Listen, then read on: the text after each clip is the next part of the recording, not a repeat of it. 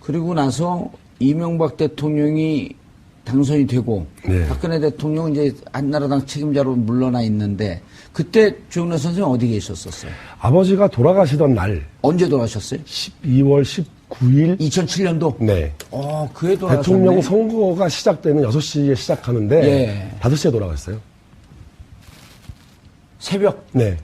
그래서 저는 아버지 장례 준비를 하기 전에 먼저 투표를 하고 왔어요. 이명박 대통령 찍었어요.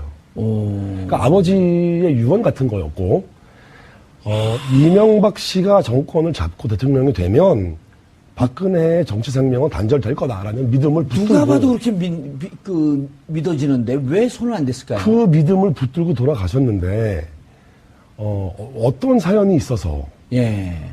뭐 제가 의혹 제기한 사람은 아니지만 이것도 의혹이니까 제기할 수밖에 없고 아마 그 시절에도 피치 못할 사연이 있고 숨기고 싶은 사정이 있으니까 그렇게 야합한 결과로 정권이 넘어가지 않았냐. 이해가 되세요?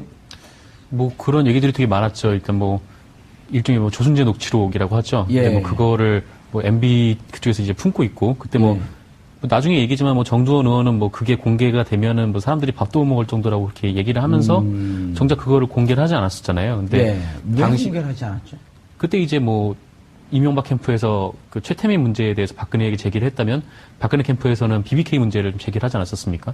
그래서 사실 그때 뭔가 딜이 있었던 거 아니냐. 한 방이 있으셔. 근데 그거는 뭐 충분히 예측 가능했던 문제고요. 저는 거의 BBK에 빠져갖고 그런 의혹이 더 합리적이에요. 그러니까 둘이 똥 묻은 개, 겨 묻은 개가 서로 비판하면서 어떻게 할 수 없었던 그 상황. 내용이 BBK인지 뭔지는 모르겠으나 MB도 결정적인 단점이 있으니까 함부로 조순재 녹취록을 공개할 수 없는. 할 수 없었던 거고 그 다음 정권으로 이어지는 과정에서도 그런 이유가 작용했기 때문이 아니겠냐. 그러니까 그 과정에서 지금까지 정치인들 중에 누구 한 사람 미안하다고 말한 사람은 못 봤어요. 그러니까 정치 권력을 세워주고 박근혜를 올려서 대통령으로 만들어 주신 분들이 대통령 선거 나와서 지금 또 정권 잡겠다고 저러고 계시고 뭐 염치가 무척 없죠. 그런데 문제는 뭐냐면 그렇게 했던 사람들이 지금 정치선에서 누구 한 사람 미안하다, 책임지겠다, 잘못했다는 말이 없다는 것이 박 전 대통령께서 지금 억울하다라는 거에 맞닿아 있어요. 그러니까 왕조 시대의 군주가 행한 통치 행위에 대해서 백성이 비평을 허용하지 않았죠. 똑같은 맥락의 의식 구조를 가졌다고 보면 다 설명이 돼요. 아니 저는 제가 이제 BBK 문제 때문에 2012년 대통령 선거 있었던 그 해에 1년 동안 감옥에 있다가 대통령 선거가 끝나고 3, 4일 있다가 이제 제가 출소를 해서 1월 초에 한나라당의 아주 고위 책임자 장관급 인물하고 식사를 해요. 저하고 개인적인 연이 있어서 식사를 하면서 제가 그 얘기를 물어요. 박근혜 대통령이 당선이 됐는데 2007년도 그 구원이 있지 않습니까? 그러면서 이명박 4대강, 자원외교, 방위산업 이 등등의 문제, 그다음 BBK 문제까지 손을 대겠죠? 언제 이명박 조사를 하고 이명박한테 칼을 낼까요? 그랬더니 그분이 이런 얘기를 해요. 상당히 그러니까 서열 3위 안에 있던 분인데 3, 4, 5위쯤 안에 그분이 이런 얘기를 해요. 손 못 댑니다. 왜요? 그러니까 박근혜는 이명박 손 못 댑니다. 그래서 왜요? 그랬더니 자기는 문제 없나요? 그러니까 그게 정치적 이해, 정치공학적 계산값 그렇게 작용하는 정치가 문제인 거죠. 전 그래서 그게 2012년 대선 치를 때 국정원 대선 댓글 게임에 같이 관여한 것 때문에 이게 같이 묶여 있나? 나중에 지나고 봤더니 이 최태민 스토리였던 거더라고요. 뭐 꼭 이거 하나냐? 그것도 모르겠어요. 뭐 의심스럽기로 따져서 의심을 하자면 한이 없죠. 근데 이제 이건 드러난 문제고 드러나지 않은 문제는 밝혀질 것이냐. 제가 이 정도의 의혹을 가진다면 뭐 이 방송을 보는 시청자는 더 의혹이 크지 않을까요? 그렇죠. 이렇게 이미 40년 전부터 밝혀질 듯 하면서 덮이고 여기까지 왔는데. 네, 그렇습니다. 지금 심정은 어떠세요? 이제 탄핵 예측도 못 하셨었잖아요. 탄핵 예측 못 했어요. 감옥 갈 것도 예측 못 하셨잖아요. 못했어요. 마르고 닳도록 대통령하고 정권 계속 갈 줄 알았잖아요. 어느 수준에서 봉합될 줄 알았어요. 넘어갈 줄 알았어요. 그런데 이제는 예기치 않은 상황이 터진 거예요. 그렇죠. 근데 이제 여기서 중요한 점은 이거예요. 예. 탄핵이 10번 된다고 하고, 뭐, 대통령이 뭐 구속을 10명이 돼도 부정부패 문제가 해결되냐? 해결할 수 있냐? 그러니까 배가 고프면 밥을 먹어야 되고, 예. 배가 부르게 밥을 먹으면 살이 안 빠지는데, 뭐 다이어트 책 뭐 100권 본다고 해서 살 빠지냐는 거죠. 그러니까 부정부패를 안 하려면 돈을 안 주고 안 받아야 되는데, 예. 그 의지가 없다면 탄핵 사태와 무관한 거죠. 예. 돌발 주문이 최강으로는 무관하겠지만 네네. 지금 한간에 이제 몇몇 기자들 몇몇 정치인들이 최순실 씨가 은닉해 놨을 것으로 추정되는 네네. 해외 재산을 찾는다 그러면서 막 돌아다녀요. 제가 그래서 안민석 의원님하고 이제 얘기를 해봤는데, 예. 이분이 국회의원 4선이신데, 예. 뭐 미국 가서 뭐 찾으러 다니시고, 예. 독일을 몇 번씩 가시고, 예. 우리나라 국회의원 중에 부정부패 뿌려뽑겠다고 나선 분이 한 분밖에 안 계시나. 더 언론이 치열하게 투쟁해야 되는 부분이 이 부분 아니냐. 예. 그래서 국회와 언론이 예.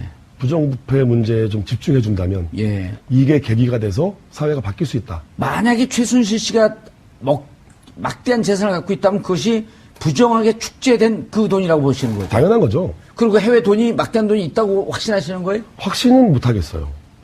상당한 뭐 추정은 하지만 제가 본 것도 아닌데 예. 제가 뭐 확신은 못 하겠어요. 책을 쓰면서 아버님 녹취록을 보면서 그 과정에서는 충분한 근거가 돼요. 그럼에도 불구하고 결정적 증거가 없는데 뭐 말을 아니 함부로 그러니까 재산은 만약에 있다면 국내에 있습니까? 해외에 있습니까? 뭐 다 있지 않겠습니까? 국내에도 있고 해외에도 있고 그중에 반만으로 줬으면 좋겠네. 돈이 많아서 불행했던 제 할머니. 예. 저는 할머니 돌아가시는 것도 몰랐어요. 그러니까 돈이 없었던 할머니라면 손자가 임종을 지키는 평화로운 죽음을 맞았겠는데 돈이 그 많아서 돈 때문에 가족은 해체됐다. 그렇죠. 네. 지금 어디 살고 계세요? 서울에 살고 있습니다. 서울에 사업도 서울에서 아니요, 전 뭐 회사를 요새 퇴사했어요. 퇴사하시고 홍콩에서 근무하다가 예. 증권사 근무하다가 퇴사했습니다. 예. 그래서 좀 더 부정부패와 사회 문제에 대한 책을 좀 더 치열하게 한번 써봐야겠다. 그런 생각으로 다음 거 쓰고 있습니다. 예. 지금 박근혜 전 대통령이 구속됐단 말이에요. 네. 그리고 지금도 계속 혐의를 부인하는데 네네네. 아까 처음 시작할 때 거짓말 얘기를 했어요. 그러니까 본인이 거짓말이라고 인식하지 못하는 거짓말은 사실 양심범이에요. 예. 확신범이죠, 확신범 일종의. 양심에 꺼리낌은 없다는 얘기니까. 어허. 이런 면에서 볼 수도 있어요. 맥락이 좀 다르지만, 대통령을 세워드린 집권 여당 출신의 정치인들이 아무도 미안하다 그러지 않고, 예. 지금 정치에서 또 선거에 나오잖아요. 예. 차라리 아직까지 박사모 진박으로 남아 계신 정치인들이 더 양심적인 분들이세요. 최소한 기회주의는 아니잖아요. 그러니까 지금 와서 박근혜 대통령을 많은 비난을 했어요. 예. 자기들이 세워놓고도 자기들이 비난을 했어요.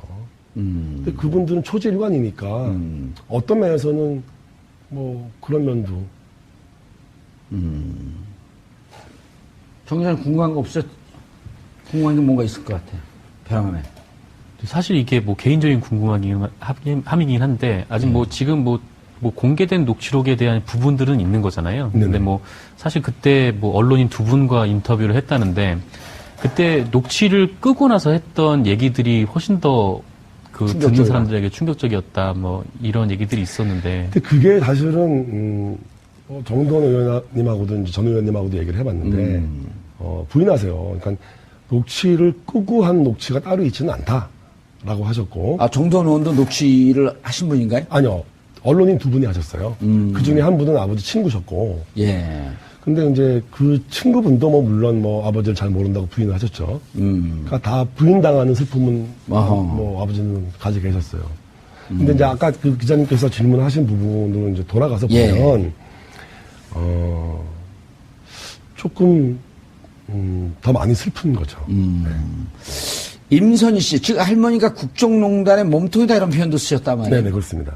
어떤 의미죠? 할머니 임선희가 안 계셨더라면 예. 최 씨 일가가 가족으로 구성되거나 유지되지 않았을 거예요. 그러니까 가족으로서의 결속력, 카리스마, 뭐 장악력, 예. 뭐 추진력 이런 것들로 해서 할머니 임선희가 중심이 돼서 집안이 유지가 돼요. 최 씨 일가가. 그것을 아까 이제 탐욕이라고 하는 표현으로 또 썼었고. 네네네. 지금 박근혜 대통령은 어떻게 해야 됩니까? 최소한 국민에게 미안함을 좀 아셔야 되죠. 이게, 너무 염치가 없으세요. 못 알지 않을까? 미안함을 한마디 해줘야 되는데, 예. 그 염치라는 거에 그 치자가 제가 저번에도 말씀드렸는데, 그 한자로 귀자에 마음심자를 붙여서 쓰거든요. 그러니까 귀에 들리는 소리가 마음에 닿지 않으시는 거예요. 아하. 그러니까 염치가 있을 수가 없어요. 그 염치가 없으면 처벌을 받아야 되나요? 처벌의 문제가 아니고, 역사 기록에 잘 남겨놓으면, 예. 이제 영화 드라마도 나올 거고, 역사가 이거를 충분히 판단할 수 있는 자료를 남겨놓는 것, 예. 최대한 진실에 가까운 것을 남기는 것, 그게 우리가 해야 될 일이죠. 그래서 우리 조영래 선생님은 또 하나의 가족이라고 하는 책을 통해서 역사의 기록으로 남기겠다. 네, 그렇습니다. 예. 알겠습니다.